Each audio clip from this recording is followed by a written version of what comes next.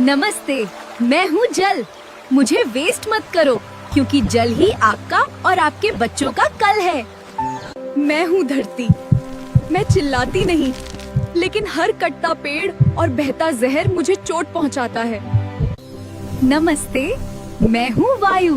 कचरा मत जलाओ, धुआं मत फैलाओ, तभी मैं साफ रह पाऊंगी। नमस्ते, मैं हूँ पेड़। मैं आपको सांस देता हूँ। अगर मुझे बचाओगे तो जिंदगी सुरक्षित रहेगी। नमस्ते, मैं हूँ प्रकृति। मुझे बचाओगे तो जीवन बचेगा। आज जागो ताकि कल सवाल न करे।